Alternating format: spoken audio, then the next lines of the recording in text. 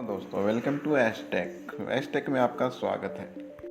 आप अगर Realme GT60 का लेने का प्लान कर रहे हैं तो आपके लिए वीडियो बहुत इंपॉर्टेंट होने वाली है, क्योंकि इस वीडियो में आपको Realme GT60 की कुछ ऐसी बातें बताने वाला हूं, कुछ ऐसे हिडन ट्रूथ बताने वाला हूं जो आपको किसी और वीडियो में बिल्कुल भी पता नहीं लगने वाले।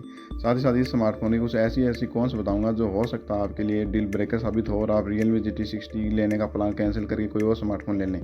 तो इस वीडियो को लास्ट तक जरूर देखिएगा अगर आपको थोड़ा बहुत भी इंटरेस्ट है Realme GT60 में। और इस स्मार्टफोन के फीचर्स प्राइस वगैरह बताकर मैं आपका टाइम ख़राब करने वाला हूँ नहीं। मुझे पता आपने इसे कई वीडियो देख ली है, फिर भी आपको अगर इससे रिलेटेड कोई जानकारी लेनी है तो अपनी वीडियो पॉज कर लीजिएगा, वहाँ पर आपको सारी जानकारी देखने को मिल जाएगी।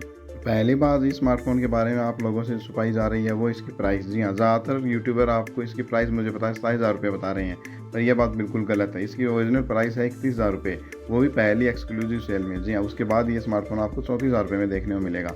हाँ, आपके पास अगर कोई एक्सचेंज में स्मार्टफोन है और आपके पास क्रेडिट कार्ड वगैरह है तो आप पहली सेल में इसको 27,000 रुपये में खरीद सकते हैं।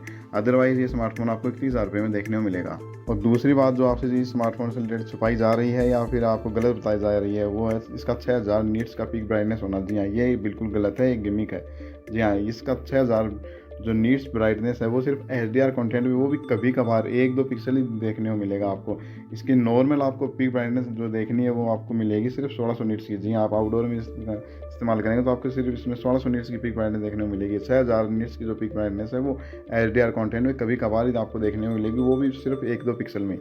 और 31,000 रुपये के आसपास की प्राइस रेंज के हिसाब से इस स्मार्टफोन में मेरे हिसाब से बहुत सारी ऐसी कॉन्स हैं जो आप लोगों को जान लेना चाहिए। तो चलिए हम उन्हीं कॉन्स के बारे में बात करते हैं। तो सबसे पहली जो कॉन्स मुझे स्मार्टफोन में लगी है वो लगी है इसके कैमरा में। जी हाँ, वैसे तो इसके कैमरा काफ़ी बढ़िया हैं, बढ़िया परफॉर्मेंस भी करते हैं, पर इसकी प्रॉब्लम ये है कि इसका अल्ट्रावाइड जो सेंसर है वो बहुत ज़्यादा वीक दिया गया है। जी हाँ, इसमें 8 मेगापिक्सल का कैमरा दिया गया है जो मेरे हिसाब से इस प्राइस रेंज में बिल्कुल भी जस्टिफाई नहीं करता। कम से कम इसमें 13 मेगापिक्सल का कैमरा जरूर होना चाहिए था।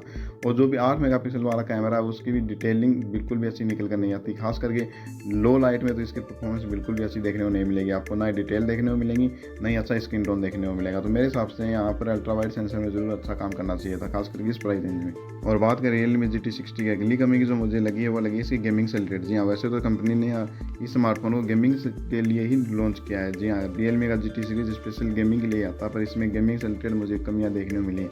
पहली कमी तो ये लगी है कि इसमें आप BGMI में 90 FPS का सपोर्ट देखने को नहीं मिलेगा। जी हाँ, आपको इसमें सिर्फ 60 FPS का सेटिंग देखने को मिलेगी।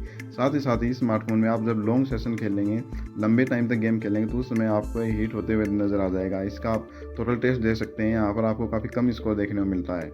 और बात करें Realme GT60 की अगली कमी जो मुझे लगी है वो लगी है इसका नेटफ्लिक्स वगैरह पर HDR कंटेंट का सपोर्ट नहीं कर पाना। जी हाँ, इस स्मार्टफोन में आप नेटफ्लिक्स वगैरह पर HDR कंटेंट नहीं देख सकते। हाँ, यूट्यूब पर HDR कंटेंट चलेगा, बिल्कुल मक्खन की तरह चलेगा, इसमें कोई लैग नहीं देखने को नहीं मिलेगा, ये अच्छी बात है। तो मेरे हिसाब से नेटफ्लिक्स वगैरह पर भी आपको HDR कंटेंट जरूर सपोर्ट देना चाहिए, क्योंकि ये एक बहुत महंगा स्मार्टफोन है। इस प्राइस रेंज में ज़्यादातर स्मार्टफोन में आपको HDR कंटेंट आसानी से देखने को मिल जाता है, वो मैं इसकी बड़ी कमी मानता हूँ। हाँ, हो सकता है सॉफ्टवेयर अपडेट के थ्रू ये दे दें, पर फिलहाल इसमें एक कमी है। और बात करें स्मार्टफोन की अगली कमी जो मुझे लगी है वो लगी इसके 128 GB वेरिएंट वाले में। जी हाँ, इसका जो 128 GB स्टोरेज वाला वेरिएंट है उसमें UFS 3.1 वाली स्टोरेज टाइप देखने को मिलती है आपको, जो मेरे हिसाब से काफ़ी कम है। इस प्राइस रेंज में आपको कम से कम 4.0 वाली स्टोरेज टाइप जरूर मिलनी चाहिए। वो इस स्मार्टफोन में है भी, 256 GB स्टोरेज वाले वेरिएंट में आपको मिलेगी, पर इस 128 GB स्टोरेज वेरिएंट वाले में आपको सिर्फ 3.1 वाली स्टोरेज टाइप देखने को मिलती है, जो मेरे हिसाब से काफ़ी कम है।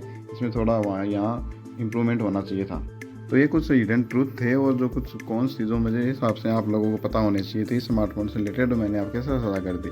अगर आपको ये स्मार्टफोन लेना है तो आप ले सकते हैं, पर मेरे हिसाब से आपके लिए इस स्मार्टफोन के बजाय OnePlus का 11R ज़्यादा बढ़िया स्मार्टफोन रहेगा, क्योंकि उसकी प्राइस भी आपको लगभग 28,000 रुपये के आसपास ही देखने को मिल जाती है और वो इससे ज़्यादा बढ़िया स्मार्टफोन है। चाहे आप गेमिंग ले लें, सॉफ्टवेयर परफॉर्मेंस ले लें या कैमरा ले लें, हर लिहाज से वो मेरे हिसाब से ज़्यादा बढ़िया स्मार्टफोन है। और आपको अगर गेमिंग के लिए ही स्मार्टफोन चाहिए और आपका बजट बिल्कुल टाइट है, 25,000 रुपये के आसपास ही है, तो मेरे हिसाब से आपके लिए फिर पोको X6 Pro बढ़िया रहेगा। वो भी काफ़ी बढ़िया स्मार्टफोन है स्पेशली गेमिंग के लिए। इन सभी स्मार्टफोनों का लिंक आपको मेरे डिस्क्रिप्शन बॉक्स में देखने को मिल जाएगा। आपको जो पसंद है वो आप खरीद सकते हैं। आपको ये वीडियो पसंद आई है तो please like and subscribe @take channel.